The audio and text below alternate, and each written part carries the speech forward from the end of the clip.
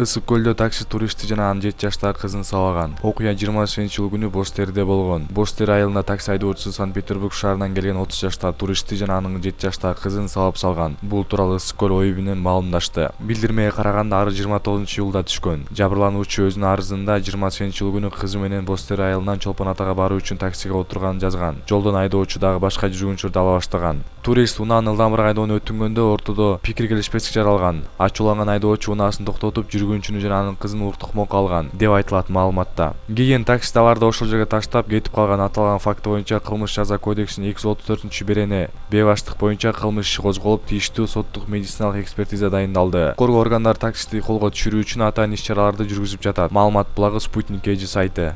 Россиядагы мушташтан кыргызстандык 19 жаштагы жигит каза болду. Россиянын Москва шаарындагы Некрасовка районунда курулушта иштеп жаткан 19 жаштагы кыргызстандык жигит көз жумду. Кыргыз биримдиги коомдук уюмунун вице-президенти Улан Кошматовдун айтымында маркум эки тарап болуп урушкан топ жигиттердин мушташ учурунда катуу жаракат алган. Окуя 20-жыл күнү болжол менен саат 15:00 чамасында болгон. Маркум Ош облусунун Карагулжа районундагы Ылайтал айылынын тургуну. 1999-жылы туулган экени такталды. Учурдун денеси өлүк сактоочу жайда. Ал эми мушташка аралашкан жигиттер милиция кызматкерлери тарабынан кармалып, убактылуу кармалуучу жайда сурак берип жатышат. Биз Некрасовка аймактык полициясынан маалымат алып келдик. Жергиликтүү прокуратура жана милиция кызматы бул окуя боюнча тергөө иштерин жүргүзүп, териштирип бүткөндө маркумдун сөөгүн айылына жөнөтүүгө уруксат алабыз, деди Кошматов. Маркумдун сөөгүн мекенине жеткирүү үчүн жакындары жардамга муктаж. Байланыш номерлары 796 53 87 06 12. Улан Кошматов. Маалымат булагы Nazar News KG сайты. Россияда сууга чөгүп бараткан кызды куткарып калган кыргызстандык жигит каза болду. Россиянын Сахалинск облусунун Карсаков районунда кыргызстандык жигит сууга чөгүп каза болду. Окуя кечээ 29-июлда саат 16:25 чамасында болгон Россиялык жалпыга маалымдоо каражаттары жазып чыкты. Басылмалардын маалыматына караганда, окуя болгон жерди кароо учурунда облустун борборунда жашап жаткан кыргызстандык 17 жаштагы жараны достору менен көлгө барганы белгилүү болгон. Эс алуу учурунда алардын арасында кыз сууга түшүп жатканда чөгүп баштаган. Аны куткарып калган жигит өзү сууга чөгүп кеткен.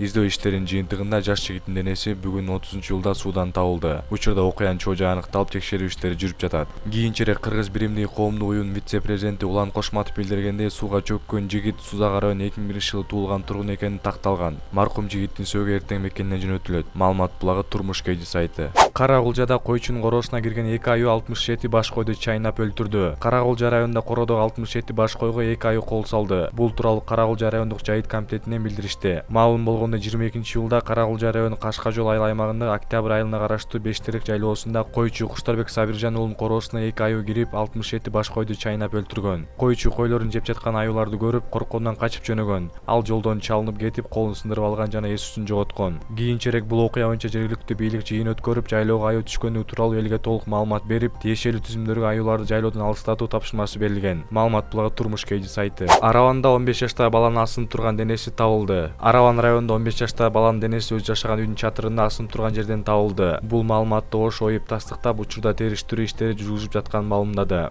Аталган факты тууралуу милиция кызматкерлерине 27-июлда маалымат түшкөн. Баланын ата-энеси Россияда эмгектенишет экен, ал 3 тууганын кичүүсү болгон. Эң улуу эжеси 25-июлда ата-энесинин жанына иштегени кеткен. Ал эми каза болгон бала экинчи эжеси менен бирге жашап жатышкан. Аларга кошуна жашаган чоң атасы балдардан кабар алып турчу. Ошол күнү чоң атасы небересин үйдүн чатырына чыгарып, өрүк жайганга ылайыктуу орун караштыр деп жумшаган. Ошол бойдон баланы таппай алган чоң атасы анын эжесин издөөгө жөнөтүп, эжеси инисин үйдүн чатырына асылып турган абалда тапкан. Маркумдун денесинде зордук-зомбулуктун белгилери табылган жок деп айтылат ОИПтин маалыматында. Маалымат булагы Турмуш KG сайты. Баткендин Орто Боз айылында дудук өспүрүм табылды.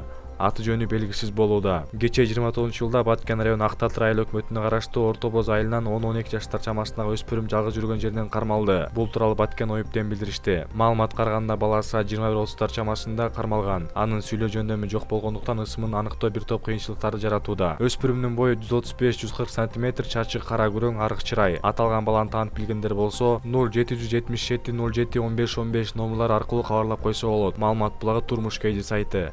Баткенден Ошко оор абалда жеткирилген баланын өпкөсүнөн пружина алып чыгышты. Ош облустук балалар ооруканасынын дарыгери пружина жутуп алган 5 жаштагы Элибайдын өмүрүн сактап калышты. Бул тууралуу Турмуш басылмасынын аймактык кабарчысы маалымдады. Оорукананын директорунун орун басары Жыргалбек Кадыровдун айтымында, оор абалдагы бала Баткен району Карабак айылынын өкмөтүнөн 21-июл күнү алынып келинген. Пружинаны алган дарыгер Элмурат Эркуловдун билдиришинче, пружина баланын өпкөсүнөн сайылып калган. Өпкөсүнүн каналы шишип, ириңдеп кеткен. Келгенде абалы оор болчу. Бүгүн 30-июлда пружинаны ийгиликтүү алып чыктык. Баланын абалы жакшы, наркоз тарап жатат, деди дарыгер. Маалымат булагы Турмуш KG сайты.